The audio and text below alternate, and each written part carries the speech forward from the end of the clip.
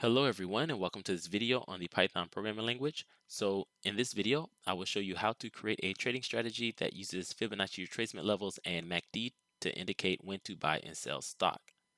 Now the material in this video is purely educational and should not be taken as professional investment advice, so invest at your own discretion. So I'm currently on Google's website. It's called colab.research.google.com, and I'm on it because it makes it really easy to start programming in Python. So all you have to do is go to this website and then log in using your Google account and get started writing your Python code. So to get started, you're going to want to click on File, then click on New Notebook, and a new tab will open up for you, and then eventually a new cell will open up for you as well. Now, according to tradingfibonacci.com, the MACD indicator is one of the most widely used technical analysis oscillators and can confirm almost perfectly the Fibonacci retracement levels, which is why I'm using these two indicators together for this strategy. Okay, so in this cell, I'm going to put in a description about the program. So here I'm just going to type this program uses Fibonacci retracement levels and MACD to indicate when to buy and sell stock. Okay, next I'm going to create a new cell by clicking this code button in the top left, and in this cell I'm going to import the libraries that I need to use for this program. So I'm going to import numpy as np, I'm going to import pandas as pd, and I'm going to import matplotlib.pyplot as plt, and then I'm going to give the plot a style. So I'm just going to type plt.style.use, and I'm going to use the 538 style. Okay. Next, I'm going to run this cell by clicking this button here to the left, and this will let me know if I made any mistakes. All right, so we're looking good. Let's go ahead and create a new cell. And now in this cell, I'm going to load the stock data.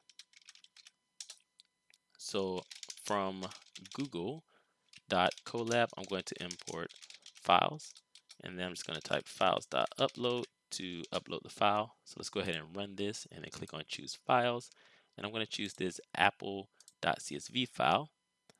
All right, and it's done uploading. So let's go ahead and create a new cell, and now I want to get and show the data.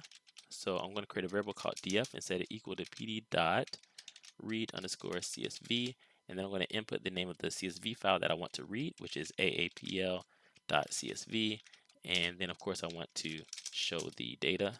So I'm going to put show the data. So I'm just going to type df here, and let's go ahead and run this. Okay, so now we can see the data set, and we can see that we have 89 rows of data and 7 columns. All right, and those 7 columns are the date column, the open price, the high price, the low price, the close price, and the adjusted close price, and then the volume. Okay, and then we have our indices here as integer values. So let's go ahead and change the indices to be the date. Okay, so to do that, to set the date as the index, just type df and set it equal to df.set_index, and then input pd. Let me bring this on down a little bit. All right, so pd dot date time index, and then input df date dot values, and let's run this again. Okay, and now the indices are the dates. So all of our indices are the dates. So let's go ahead and create a new cell, and let's plot the data. So I want to plot the close price data. So just type plt.figure and then give the figure a figure size. So the figure size will be, I'm just going to go with 12 by 4. Okay, and then I'm going to plot the data point. So type plt.plot df.close. So let me just bring that here. There we go. So df.close, and that looks fine. So let's give the plot a title. So I'm going to type plt.title, and this will be the close price. And then I'm going to give the x-axis a label. So BLT.x label will be the date. And then I'm going to give the y-axis a label. So BLT.y label, that will be the price in USD. And I'm going to put a little $sign here. Maybe I'll put the $sign here. Okay. And then I'm going to give this plot some x ticks. So BLT.x ticks. And I want to rotate those x ticks. So rotation equals 45. So it's going to be 45 degrees, rotated 45 degrees. And then I want to show the plot. So type BLT.show and let's run this. Okay, and there we go. We have this nice looking chart. So this is what our data looks like for the close price for Apple. So let's go ahead and create a new cell. All right, now in this cell, I plan on calculating the Fibonacci retracement levels. So let's go ahead and type that here. Calculate the Fibonacci retracement levels. All right, and I'm going to go through this kind of fast. If you want to understand a little bit more about what's going on with these calculations here that I'm about to perform, I have a video on creating Fibonacci retracement levels, and I will leave a link to that in the description below for you all to see. So let's go ahead and continue with this program. Let's create the max price, or get the max price. So I'm going to create a variable called max price and set it equal to df close dot max, and just like that we get the max price in this data set. And let's also get the minimum price in the data set. So I'm going to create a variable called min price, and I'm going to set it equal to df close dot min, and just like that we get the minimum close price value in this data set. All right, so again we get the maximum close price here, and then we get the minimum close price here. All right, next I need to calculate the difference. So I'm going to create a variable called difference, and I'm going to set it equal to the max price, max underscore price, minus the min underscore price.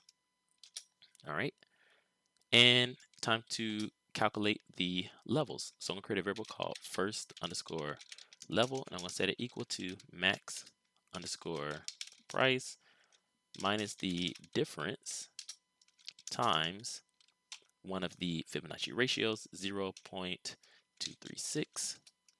And then I'm going to create some more levels. So I'm just going to highlight this, copy it using Control C, and then paste it a couple of times using Control V. So let's paste it 1, 2, 3 more times. And then this will be the second level. This will be the third level, and this will be the fourth level. And then I'm going to change the ratios here. So this will be 0.382. And then the next one down here will be 0.5. And this is actually not one of the Fibonacci ratios, but it's used a lot on the Fibonacci retracement levels. So again, this is not one of the Fibonacci retracement ratios. But anyways, we're going to use it here, and then we're going to use another ratio, 0.618, and this should calculate our levels for us. Let's go ahead and run this, and let's create a new cell. And now in this cell, I want to calculate the MACD line and the signal line indicators. All right. So let's go ahead and do that. In order to do that, I need to first calculate the short-term exponential moving average. Okay. Also called the short EMA. So I'm going to create a variable called short EMA, and I'm going to set it equal to df.close.ewm, and then I'm going to give it a span equal to 12. So that's going to be the time period, and then I'm going to set adjust equal to false.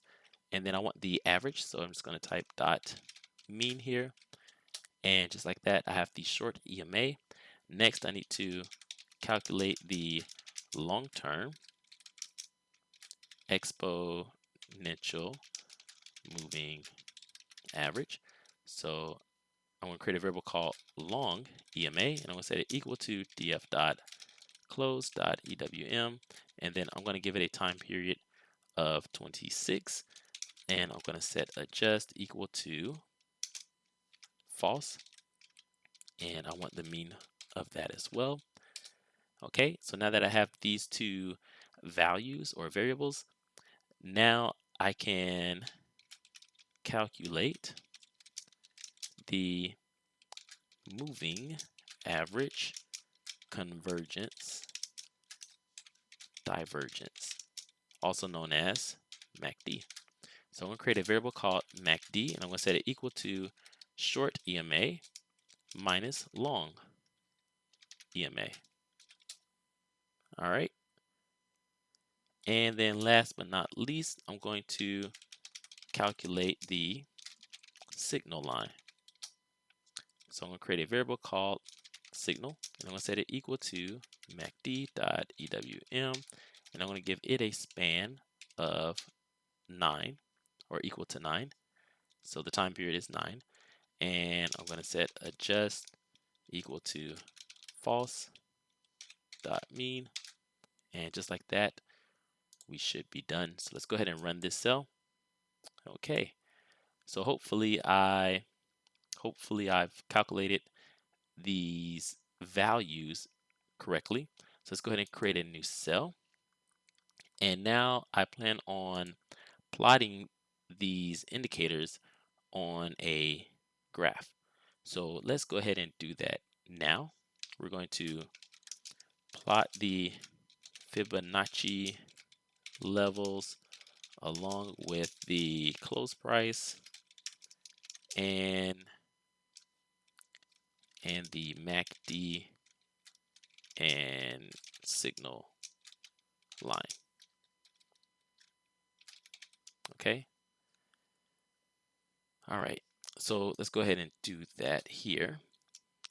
So I'm going to create a variable called new underscore df, which will be short for new data frame, and I'm going to set it equal to df. And now I'm going to plot the Fibonacci levels. So just type pt.figure, give the figure a figure size. So I'm going to give this figure a size of 12.33 by, I go with 9.5. Okay. And then I'm going to create some subplots because I want to plot both the Fibonacci levels and the MACD and signal lines, right? So I'm going to have two plots all on one big plot, right? So I'm going to need some subplots. So I'm going to create this subplot. So just type pt.subplot and then input 2, 1, 1. And let's go ahead and plot that close price. So just type pt.plot and then new underscore df dot index and then new underscore df close. All right, and that should do it. Now it's time to plot those retracement lines, okay, those Fibonacci levels. So let's go ahead and do that now. We're going to plot those Fibonacci levels. So just type pt.x h line and then I need the max price. Okay, and I need to give it a line style. So I'm just going to type line style, and I'm going to set it equal to dash dash, and I want to give it a alpha, so I'm going to make it 0.5 so it can be a little bit more transparent. And then I'm going to set the color equal to red, And I'm just going to highlight this, and I'm going to copy it using Control C. And then I'm going to paste it about 5 more times. So let's go 1, 2, 3, 4, 5. And I did that by using Control V. And I'm just going to change a few things here. So instead of max price here, it's going to be the first level. And instead of the color red, I'm going to make this orange. And then I want to put the second level here. And then this color will be yellow. And I'm going to put the third level here. And I'm going to add a W to yellow. And I'm going to change this color here to green. And then put the fourth level here. And make that color blue. And then I want to put the min price here. And I'm going to make this color purple. Okay. And then I'm going to give the y-axis a label. So I'm just going to put Fibonacci. Okay.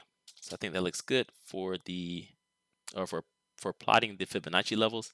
So now I want to plot the MACD line and the signal line. So just type plt dot subplot 2, 1, 2, and then type plt dot plot new underscore df dot index, and then input MACD here. And we're going to do almost the same thing for the signal line. So I'm just going to highlight this, copy it using Control C, and then paste it using Control V, and then put signal here. And then I want to give this plot's y-axis a label. So I'm going to type plt dot y label, and then I'm going to input MACD. And then I'm going to rotate the tickers on the x-axis 45 degrees. So I'm just going to type plt dot x ticks rotation equals 45. And then I'm going to just run this. So let's go ahead and run this thing and see what it looks like. All right, so it looks like I've made some mistakes, like misspelling rotation. So let's make sure that we've spelled it correctly, and then let's rerun this. All right, so there we go. Here are our two plots, all nicely lined up together. So I can see that we have some extra information here, and I can see that we have some date values here. So let's go ahead and just get rid of some of those things. And that's easy enough. I can save this figure as a PNG file. So save figure,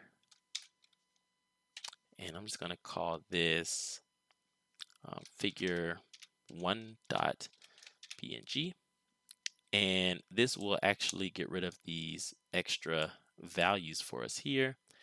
And let's get rid of that x-axis on this plot here.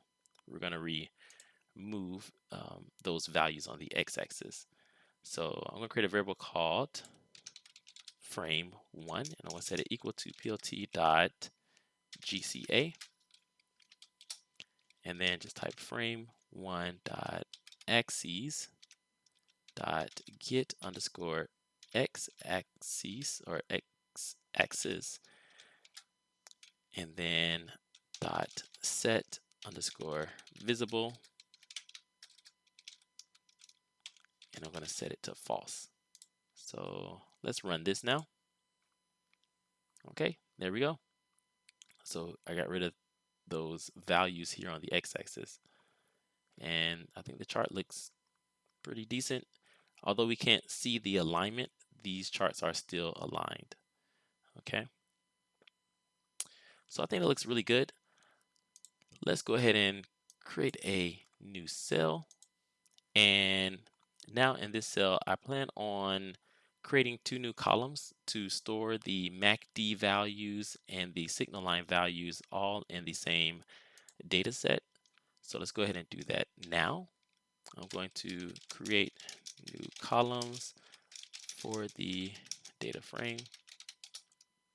So I'm going to call this column MACD, and I'm going to set this equal to MACD, and I'm going to create a new column called signal line, and I'm going to set this equal to signal, and then I'm going to show the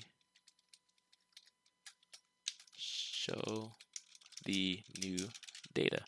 So I'm just going to type df here, and let's run this to take a look at this, or take a look at these new columns. So here they are, MACD and signal line, just like we wanted.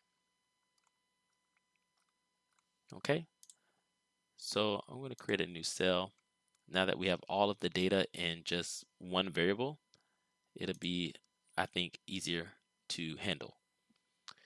So I'm going to create a function to be used in our strategy to get the upper Fibonacci levels and the lower Fibonacci levels of the current price. Okay, and I'm going to again use this for our strategy, right? So I'm going to need this for the strategy to know when the price has crossed above or below these levels. So let's go ahead and create that function. I'm going to call it get levels, and it's going to take in some price. And actually, you know what? I like to keep my comments just so if I were to come back and try to read the program, I would know what the function is supposed to do, and other people can read my code as well. So I'm going to go ahead and put some comments here.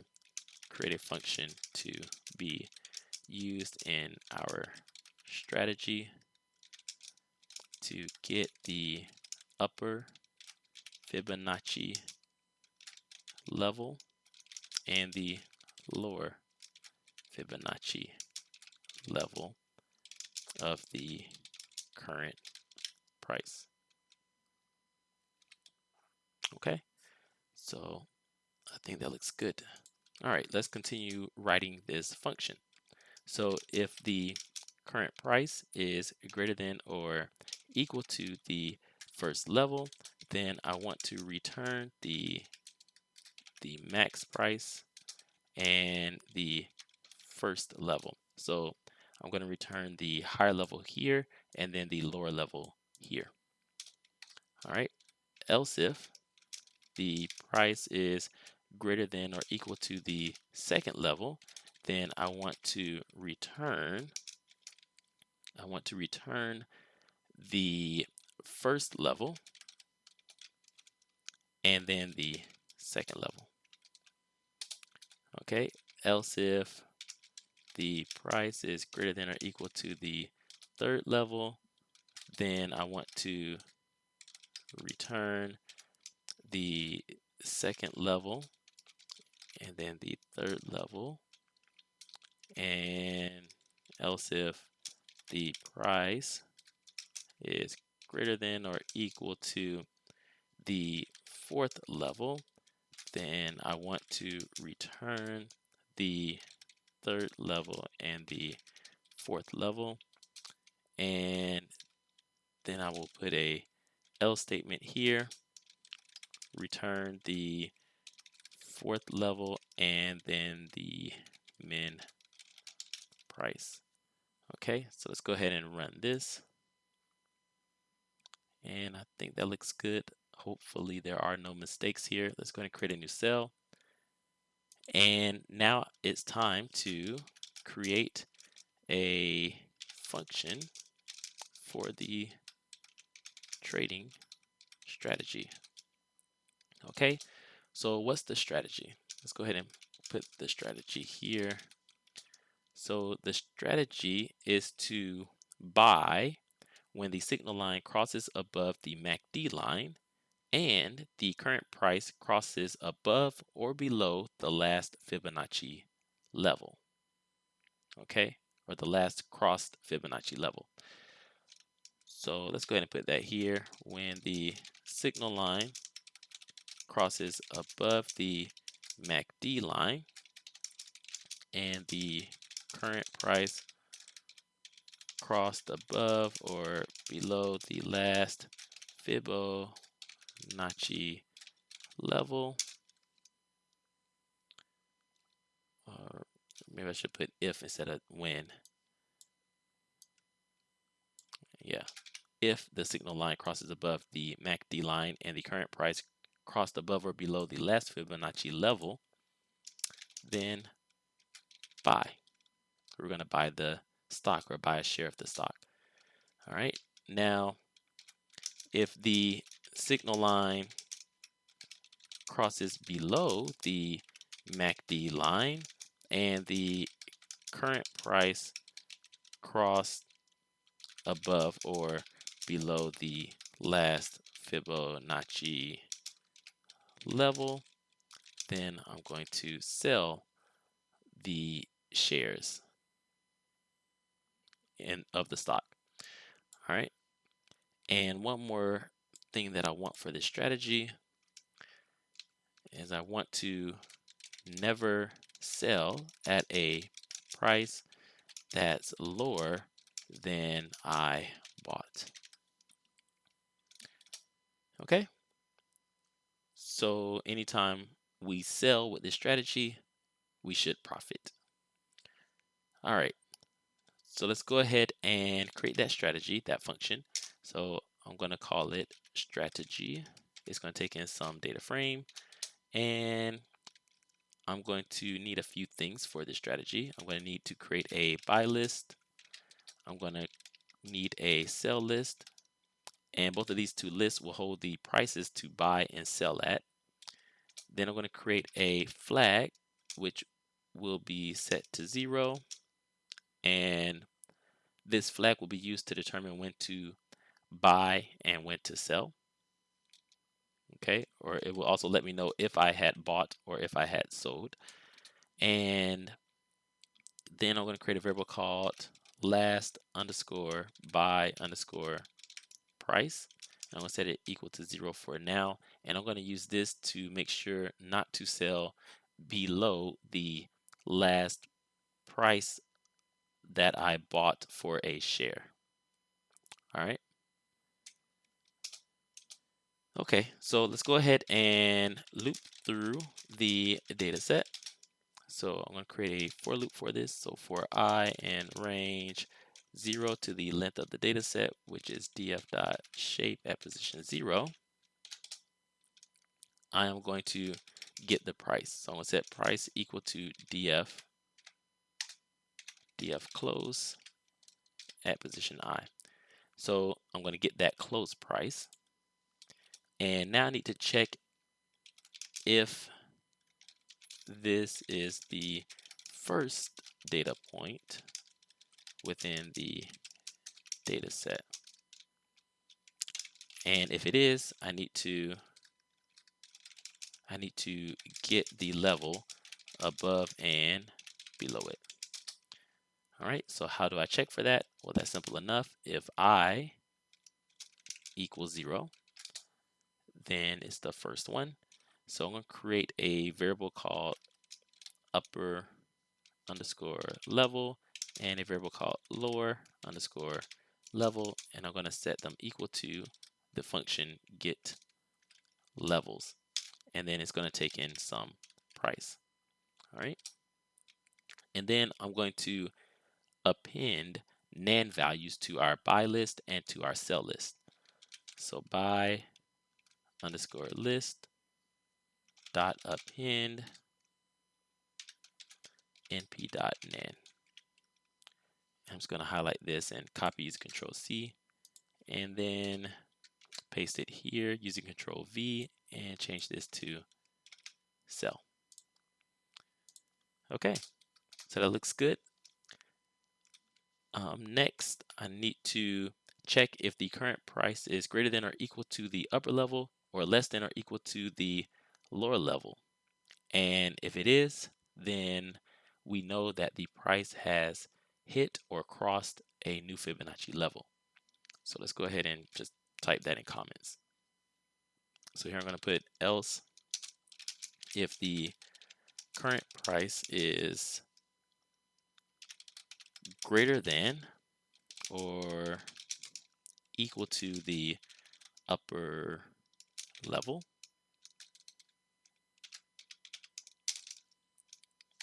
or less than or equal to the lower level, then we know the price has hit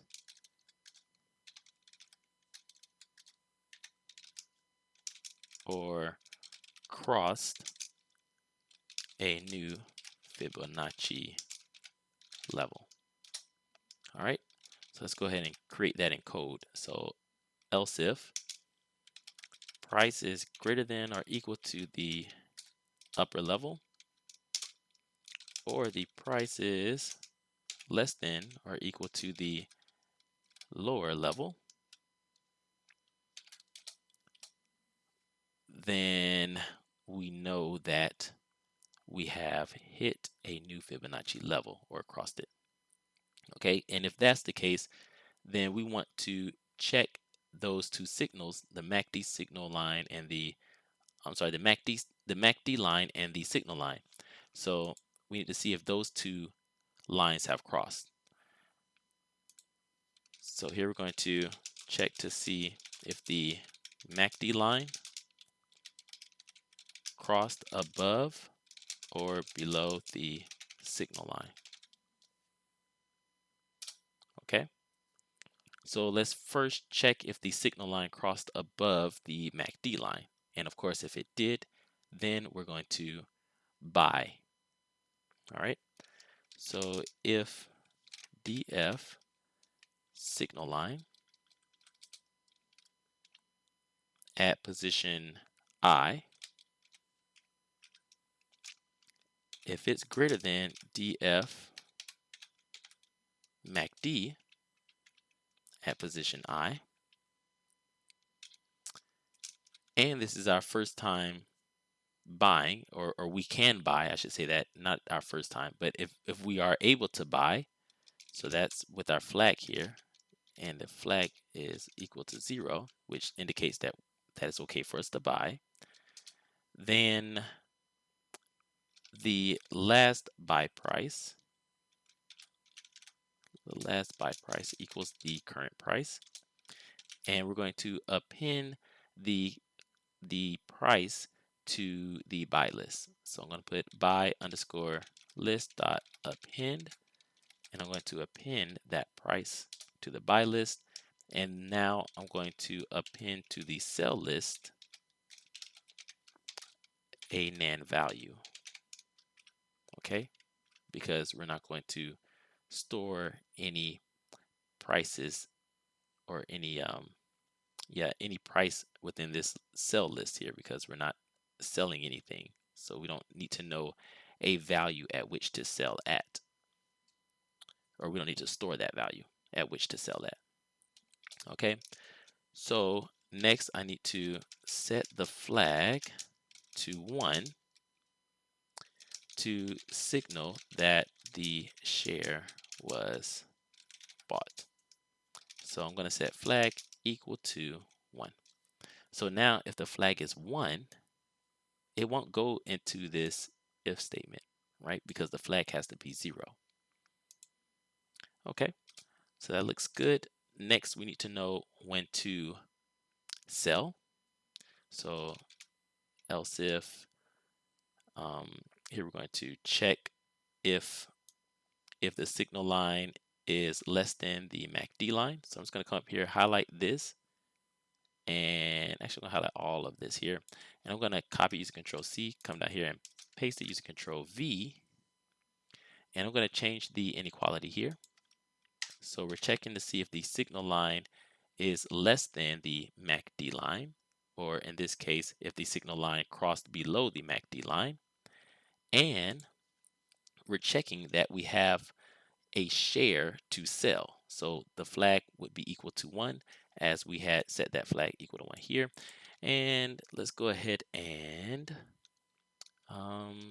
we also need to do one more statement here. We need to have one more condition, So I want to make sure that the price that we are the price that we're selling at is greater than or equal to the last buy price.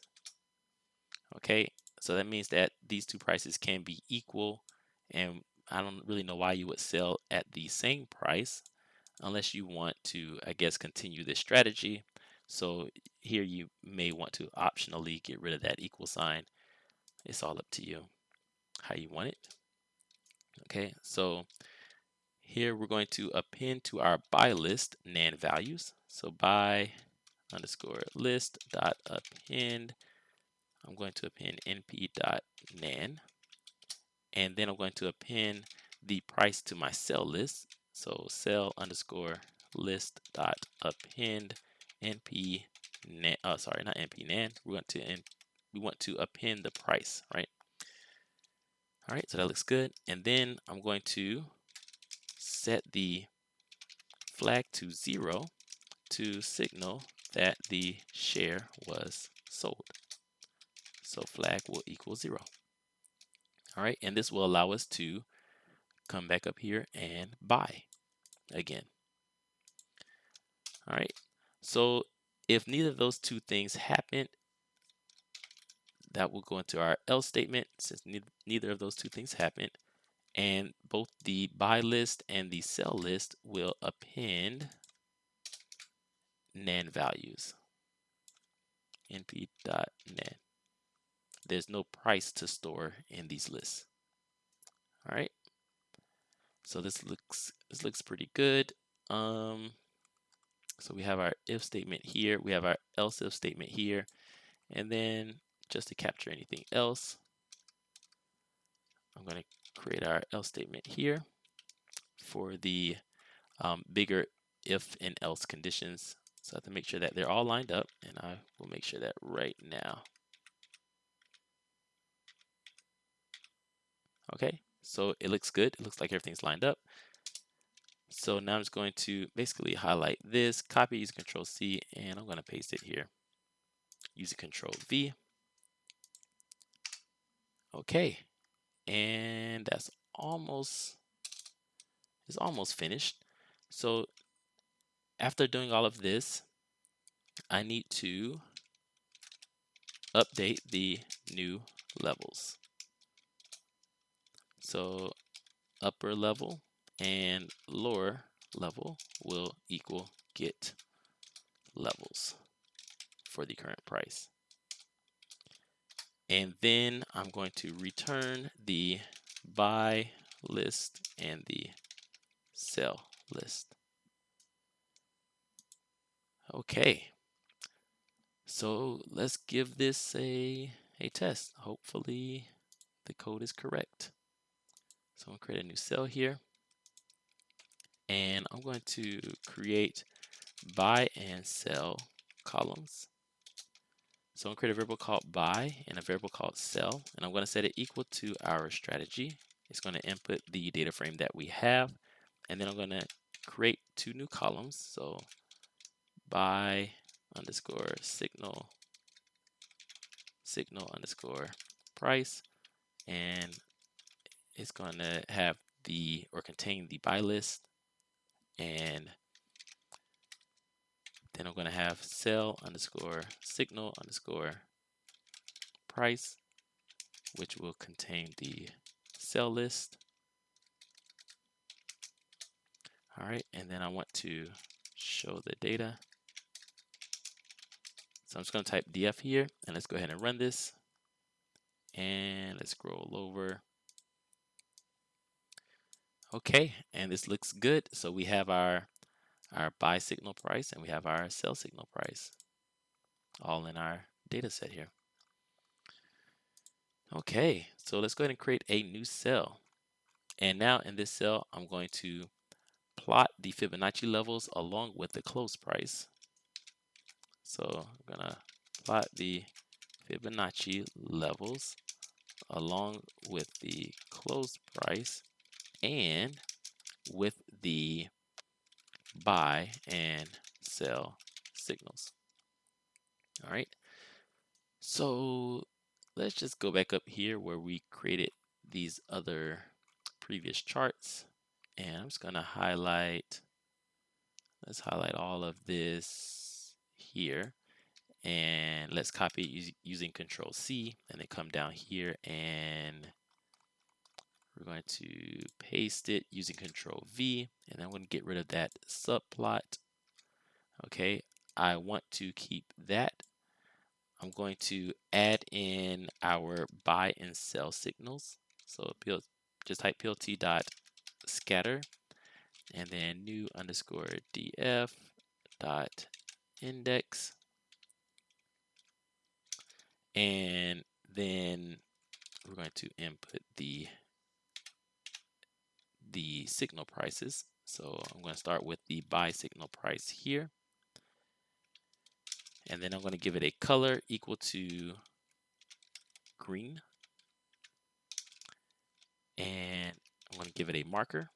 So it's going to have the up marker, and then I'm going to set alpha equal to 1, and I'm going to just highlight this and copy it using Control C, and then paste it here using Control V and change just a few things. So I'm going to make this sell signal, instead of the color being green, it's going to be red, and it's going to be the down character, or just the letter V. All right, so that looks good. I'm going to change the Y label to be the close price in USD, and I'm going to let's go ahead and give this a label for the x-axis. So I'm going to type plt.x label, and I'm going to put date here. Let's rotate the tickers on the x-axis. So x ticks rotation equal 45, and then let's show the plot. So plt.show, and let's see if this works out. So let's go ahead and run this. Okay, so this looks a little bold, right? It doesn't look that good visually to me.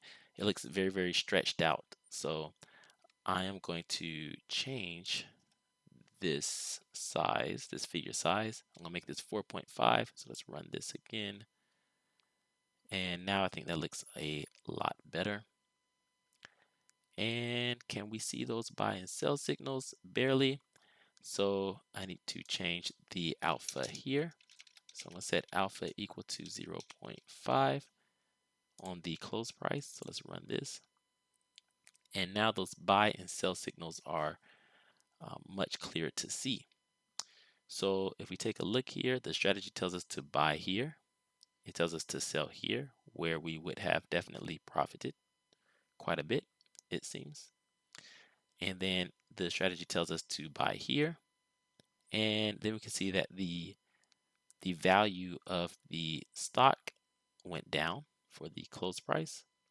So we don't sell in any of these areas until we get another sell signal that's higher than where we had bought it, which is here, where it's telling us to sell. And that looks like it's it. So we would have profited with this strategy for this data set, and I think that's pretty cool. Well, that's the end of the video. I hope I didn't mess up on any of the code. If I did, please let me know. And if you would like to start an investment portfolio of your own, then click the link below and get 2 free stocks valued up to $1,850 on Webull when you deposit $100 or more. It's basically free money that you can use to come up with your own trading strategy and not really worry about losing it. So thanks for watching, and thank you to the supporters supporting this channel on patreon.com. If you would like to become a supporter on patreon.com or just get the code and the data sets used in this video, then I will leave a link in the description below as well. Again, thanks for watching, and I hope you all have a wonderful, fantastic day, and I'll see you in the next video.